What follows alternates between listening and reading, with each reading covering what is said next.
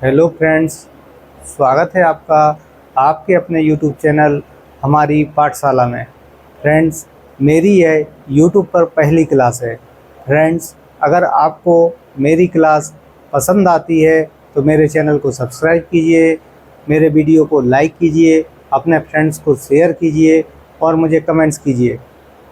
Friends, अब हम अपना टॉपिक स्टार्ट करते हैं। आज मैं आपको इकोनॉमिक्स का एक टॉपिक जीडीपी और जीएनपी पढ़ाने जा रहा हूँ। तो दोस्तों, सबसे पहले हम बात करते हैं जीडीपी की। जीडीपी को इंग्लिश में ग्रॉस डोमेस्टिक प्रोडक्ट कहा जाता है और हिंदी में सकल घरेलू उत्पाद कहा जाता है। तो दोस्तों, यह जीडीपी क्या होता है? यह एक विशिष्ट अवधि में यानी एक वित्तीय वर्ष में किसी देश में उत्पादित वस्तुओं और सेवाओं के अंतिम मूल्य के योग को जीडीपी कहते हैं। मतलब जीडीपी के लिए मुख्य रूप से 4 चीज़ों को देखा जाता है। नंबर 1, एक विशिष्ट अवधि।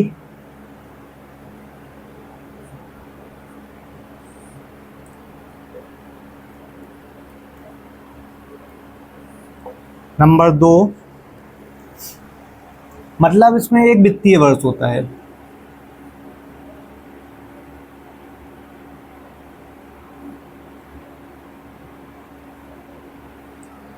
नंबर 2, देश की सीमा के अंदर। नंबर 3, उत्पादित वस्तुओं का अंतिम मूल्य।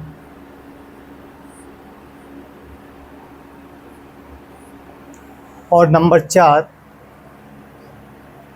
उत्पादित सेवाओं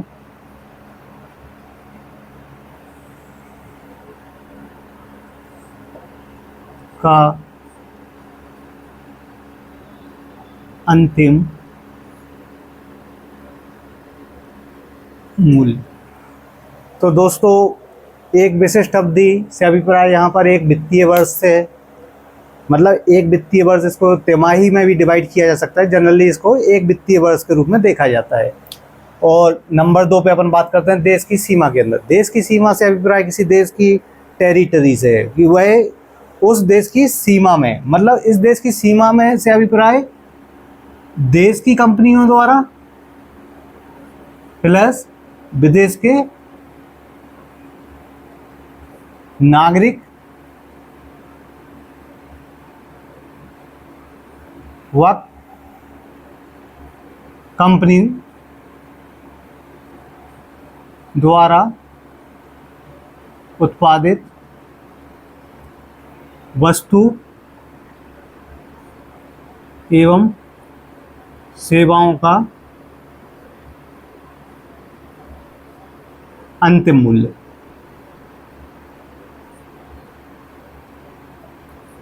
दोस्तों, नंबर 3 पर हम बात करते हैं वस्तुओं का अंतिम मूल्य। तो दोस्तों, वस्तुओं से अभिप्राय जनरली वस्तुओं को हमने देखा है और महसूस भी किया है कि जब हम किसी को कुछ पैसे देते हैं और बदले में हमें जो चीज़ मिलती है जिसे हम फिजिकल रूप से स्पर्श कर सकते हैं, वस्तु कहलाती है। और सेवाओं की बात करते हैं तो सेवाओं को हम फिजिकली स्पर्श नहीं कर सकते बट महसूस किया जा सकता है, तो इनको सेवाएं कहते हैं। तो दोस्तों, वस्तुओं और सेवाओं को आपने समझ लिया है कि हम वस्तुओं को फिजिकली रूप से स्पर्श कर सकते हैं जबकि सेवाओं को महसूस किया जा सकता है। जैसे दोस्तों, एक बहुत अच्छा एग्जाम्पल है, हम डॉक्टर के यहाँ जाते हैं और डॉक्टर हमें अपनी सर्विस देते हैं। डॉक्टर सोनोग्राफी के द्वारा हमें बताते हैं कि आपको रीनल स्टोन है, तो वो एक सर्विस है, क्योंकि आपको वो हाथ में स्टोन नहीं देते हैं कि ये स्टोन रहा जो आपको है। वो अपनी एक सेवा के द्वारा अपने डायग्नोस करके आपको बताते हैं कि आपको एक स्टोन है। और वस्तुओं को तो आप जानते ही हैं कि मार्केट गए, आपने कुछ खरीदा, उन्होंने आपको हाथ में दिया, आपने देखा कि हाँ बराबर है, तो ये वस्तु होती है। तो दोस्तों अब मुझे लगता है कि आप वस्तु, सेवा और जीडीपी तीनों को बहुत अच्छे तरीके से समझ गए होंगे। अच्छा दोस्तों, एक और अच्छी चीज मैं आपको बता रहा हूं कि देखो आप, जब वस्तु और सेवा दोनों मिल जाती हैं, क्या क्या मिल जाती है? वस्तु और सेवा। वस्तु को बोलते हैं गुड्स और सेवाओं को बोलते हैं सर्विसेज।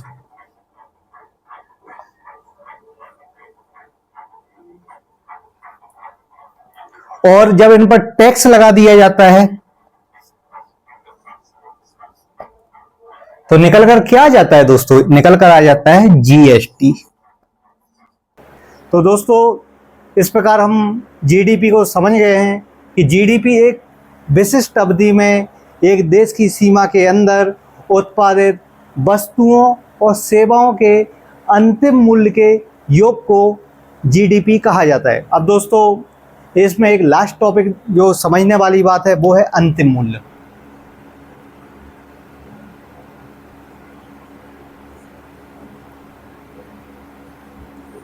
दोस्तों यहाँ अंतिम मूल्य को समझने के लिए मैं आपको एक बहुत अच्छा एग्जांपल देता हूँ। जैसे हम मार्केट जाते हैं, वहाँ पर एक मोबाइल ख़रीदते हैं या लैपटॉप ख़रीदते हैं, तो हम वहाँ पर ऐसा नहीं बोलते कि इसकी बैटरी इतने रुपए की है, इसका कैमरा इतने रुपए का है, इसका प्रोसेसर इतना रुपए का है।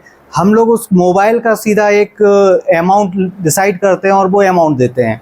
तो अंतिम मूल्य से अभिप्राय ही यही है कि वस्तु को तैयार करने में जो टोटल मूल्य लगा है उसको क्या बोलते हैं? अंतिम मूल्य बोलते हैं। जैसे जनरली एक बिल्डिंग तैयार हुई है तो हम ये नहीं बोलते कि हम इसकी सीमेंट का इतना दे देंगे, इसकी ईंट का इतना दे देंगे, हम सीधा किसका रेट बताते हैं? बिल्डिंग का। तो इसी प्रकार अंतिम मूल्य से अभिप्राय किसी वस्तु को तैयार करने में लगी टोटल लागत को क्या बोलते हैं? हम अंतिम मूल्य बोलते हैं। दोस्तों इस तरीके से आप जीडीपी को समझ गए होंगे। दोस्तों अब अपन बात करते हैं जीएनपी की। दोस्तों जीएनपी का इंग्लिश में फुल फॉर्म जो होता है वो होता है ग्रॉस नेशनल प्रोडक्ट, और इसको हिंदी में सकल राष्ट्रीय उत्पाद कहते हैं।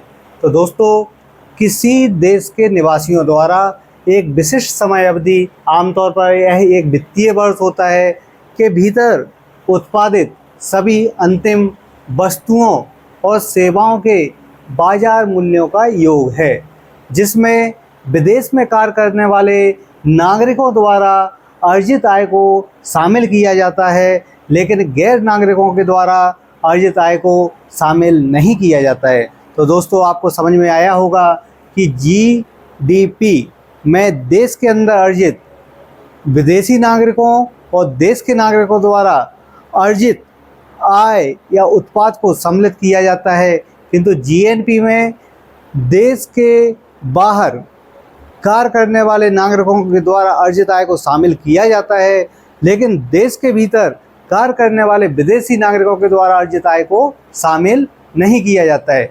दोस्तों इसको एक फॉर्मूले के द्वारा भी समझा जा सकता है। दोस्तों इसका फॉर्मूला है जीएनपी बराबर GDP minus X plus Y. दोस्तों यहाँ पर x बराबर है विदेशी नागरिकों के द्वारा देश में अर्जित आय या गैर नागरिकों के द्वारा देश में अर्जित आय। गैर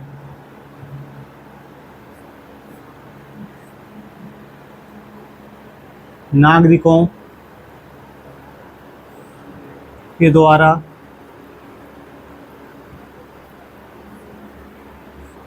देश में अर्जित आय। और दोस्तों यहाँ पर y बराबर जो है वो है नागरिकों के द्वारा विदेशों में अर्जित आय।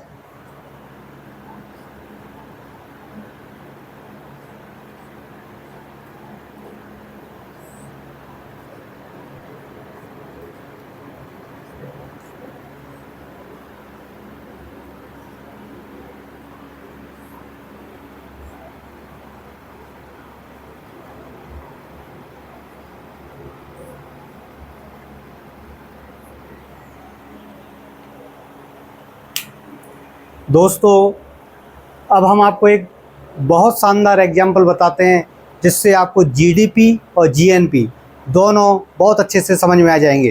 तो दोस्तों ये एग्जाम्पल आप देखिएगा और समझिएगा इसको। दोस्तों सपोज कर लो यह एक देश की सीमा है। इस सीमा के अंदर 3-4 कंपनियां हैं। जैसे इंडिया को ही ले लो तो एक टाटा है, एक रिलायंस है और एक जो है वो अपन एलजी ले लेते हैं या सैमसंग ले लेते हैं, सैमसंग ले लेते हैं। दोस्तों इस स्थिति में टाटा ने 150 करोड़ रुपए कमाए, रिलायंस ने 100 करोड़ रुपए कमाए और एलजी ने 200 करोड़ रुपए कमाए। तो दोस्तों देश की जीडीपी कितनी कहलाई? जीडीपी हुई 200, 300, 400, 450 करोड़। दोस्तों अब इसी उदाहरण को जीएनपी के लिए समझते हैं। जीएनपी में क्या हुआ, एक मिस्टर सलीम थे, वो अरब कंट्री में थे। इन्होंने 300 करोड़ रुपए कमाए।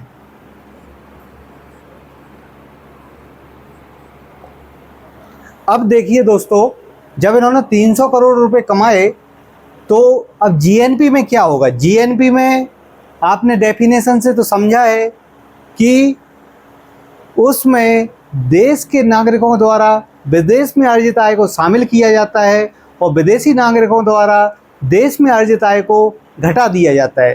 तो सेम इसको अपन लागू करके देखते हैं कि जीएनपी में क्या होगा। टाटा ने कितना कमाया? 150 करोड़। ठीक है। रिलायंस ने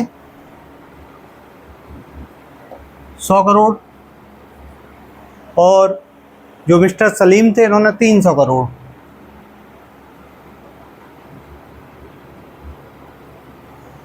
ये तीनों देसी नागरिक हैं, मतलब नागरिक हैं देश के। तो इनका टोटल कितना हो जाएगा?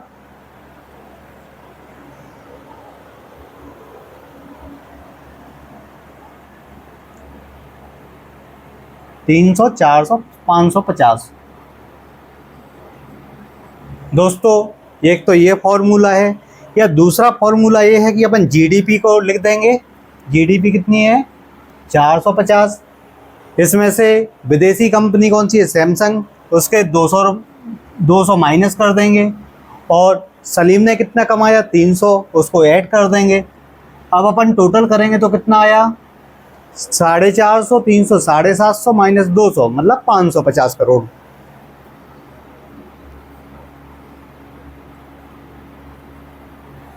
दोस्तों मैं आशा करता हूँ कि आपको शायद जीडीपी और जीएनपी दोनों बहुत अच्छे तरीके से समझ में आ गए होंगे। अगर दोस्तों आपको मेरा यह वीडियो पसंद आया है तो मेरे चैनल को सब्सक्राइब कीजिए, इस कंटेंट को लाइक कीजिए और अपने दोस्तों को शेयर कीजिए। थैंक यू दोस्तों।